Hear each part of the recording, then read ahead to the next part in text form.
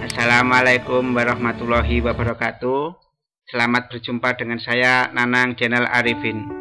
Mari kita buka pertemuan ini dengan bacaan basmalah. Bismillahirrahmanirrahim. Anak-anakku, di semester genap ini kita sudah akan membahas dua kingdom makhluk hidup. Yang sudah Bapak bahas yang pada bab pertama, pelantai tumbuhan. Ini adalah bermacam-macam tumbuhan. Pada bab kedua kita akan mempelajari kingdom animalia, hewan. Ini adalah macam-macam hewan yang ada di muka bumi ini. Nah, apa perbedaan tumbuhan dan hewan? Ya, kalau tumbuhan pelantai, kalau hewan animalia. Kita akan membedakannya dari sisi bagaimana masing-masing organisme membuat makanan dan berpindah tempat. Ini gambar tumbuhan, puring, tanaman hias. Bagaimana tanaman bunga puring membuat makanan? Mereka bisa membuat makanan sendiri karena bisa fotosintesis. Karena mereka punya klorofil, mereka bisa membuat makanan sendiri. Kalau animalia ini, contohnya manusia merupakan anggota kingdom animalia.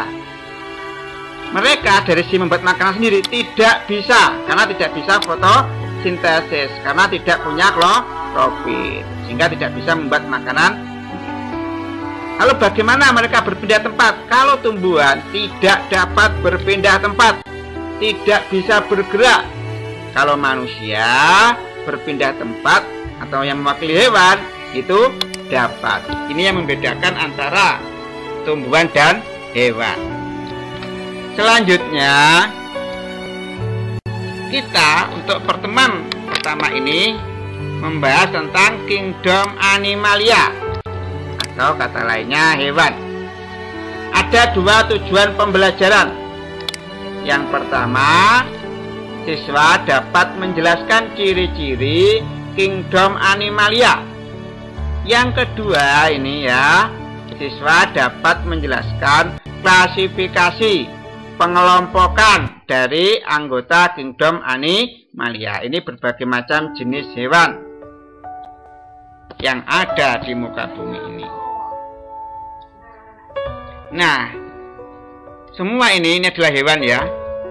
Dari ini ya, penyu, ular, tikus.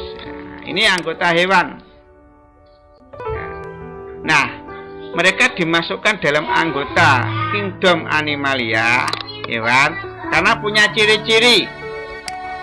Nah, ciri yang pertama, organisme ini multiseluler, bersel banyak, sehingga bisa dilihat tanpa menggunakan mikroskop.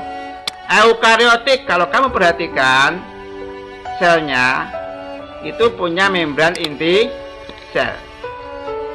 Yang kedua, bersifat heterotrof, tidak bisa membuat makanan sendiri.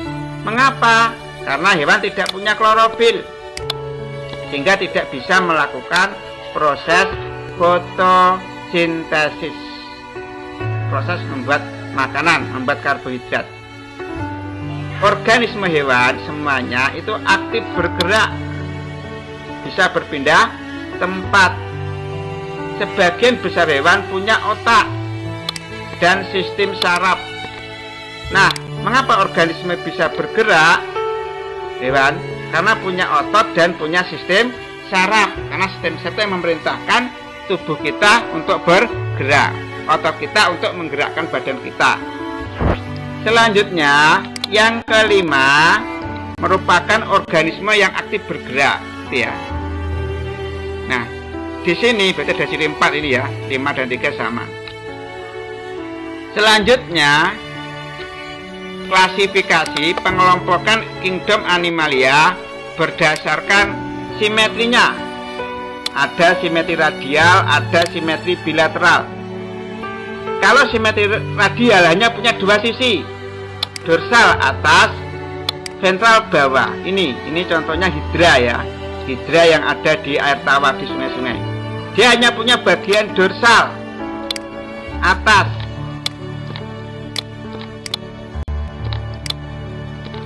dan ventral bagian bawah.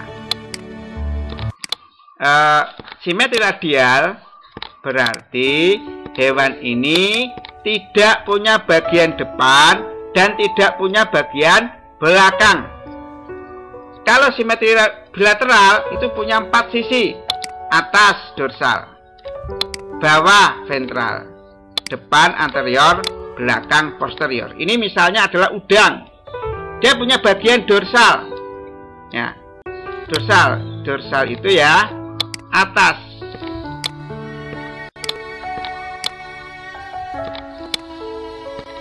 Lalu punya bagian ventral bawah. Ini ventral ya. Ventral.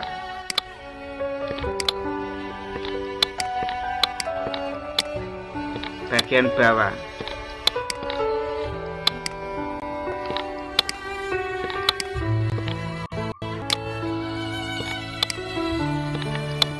Lalu hewan ini ya anterior punya bagian depan. Udang ini punya bagian depan.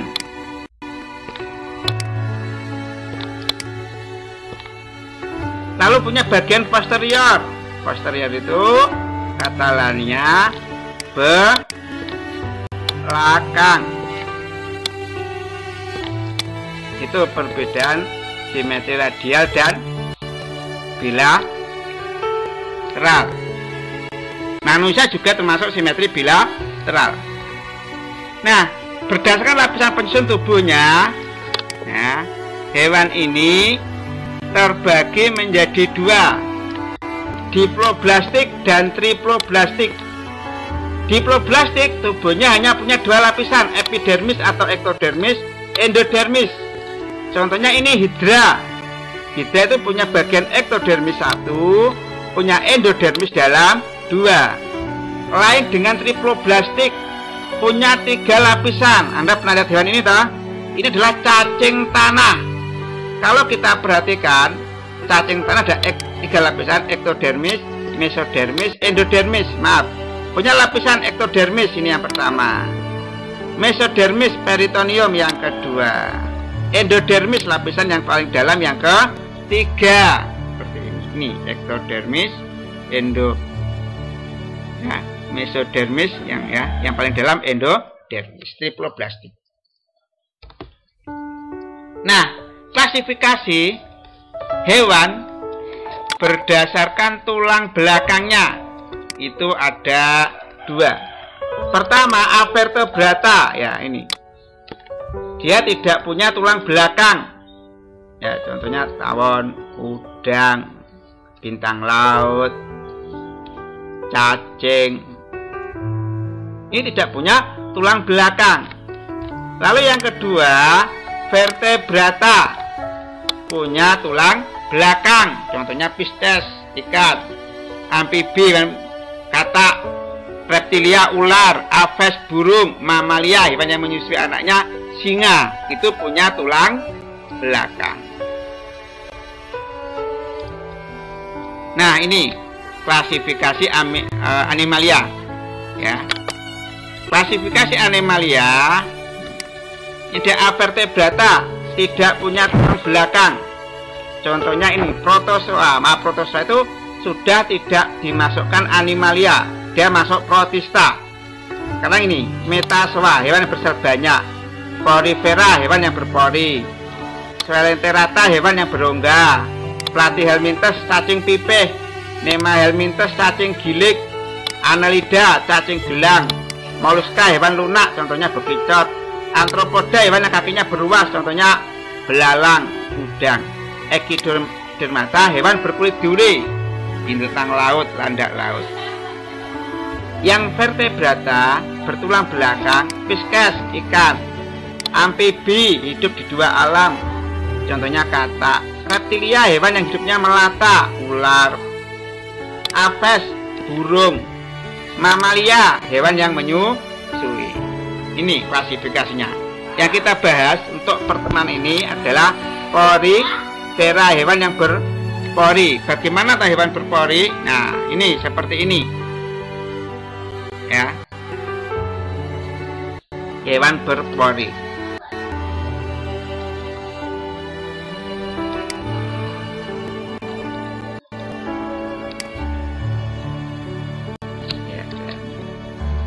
Nah,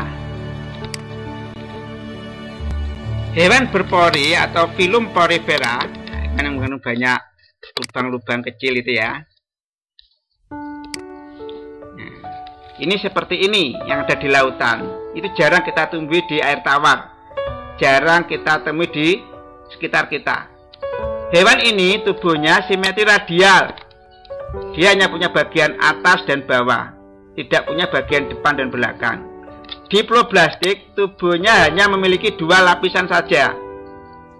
Selanjutnya memiliki rongga tubuh. Nah, ini rongga tubuhnya. Punya lubang oskulum, ini lubang oskulumnya. Dan ostium, ini ostium. Maaf, kalau ada makanan itu ya yang masuk bersama aliran air, dia akan masuk melalui ostium. Di sini dicerna spermatozoa, lalu dikeluarkan melalui oskulum. Pada tubuhnya itu terdapat flagela atau choanosid. Ini ada flagela. Untuk apa flagela ini? Ini flagela. Untuk mencerna makanan. Lalu ada yang namanya amoebosit ini. Di sini ada flagela, ada amoebosit. Untuk apa? Untuk menyerap dan mengedarkan makanan ke seluruh tubuh. Ini porifera.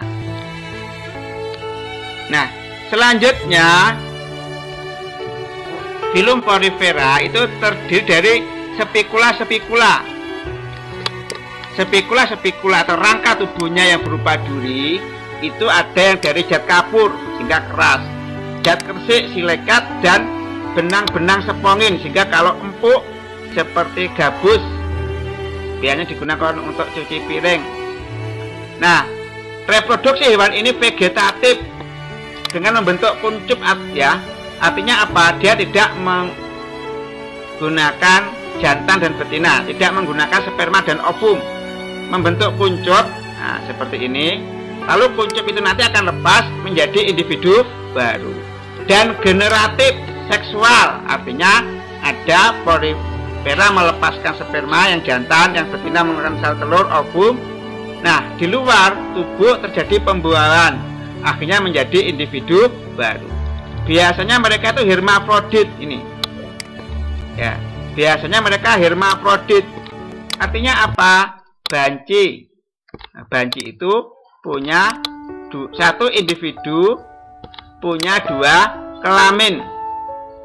Ya, bisa menghasilkan sperma, bisa menghasilkan sel telur.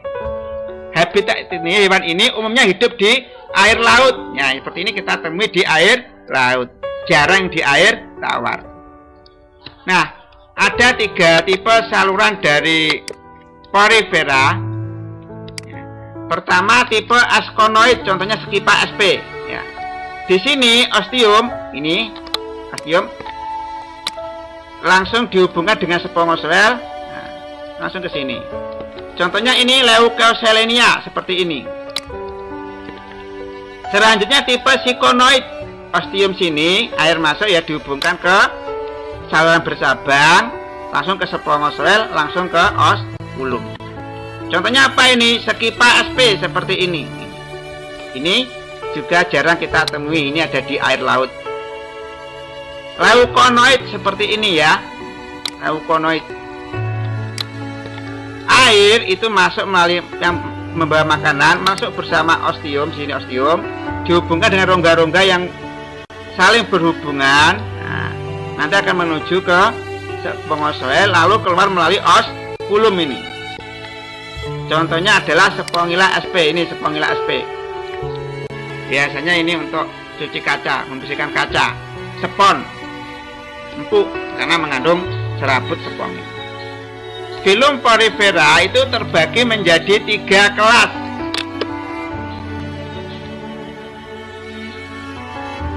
Pertama kelas Salsarea, yang membedakan Kelas Salsarea, Hecatinellida, Demospongia adalah tipe spikulanya. Salsarea itu dari zat kapur sehingga keras, contohnya Sikon sp ya, ini keras sekali. Hecatinellida dari zat kersik, contohnya Euplectella sp. Ini seperti ini. Ini kalau Demospongia tipe spikulanya dari serabut spongin, contohnya Euspongia sp. Ya, ini empuk karena mengandung serabut spongin seperti itu. Nah, mungkin ini yang Bapak sampaikan. Mari kita tutup acara ini dengan doa akhir majelis. Subhanakallahumma wa bihamdika asyhadu alla ilaha illa anta astaghfiruka wa atubu ilaik. Assalamualaikum warahmatullahi wabarakatuh.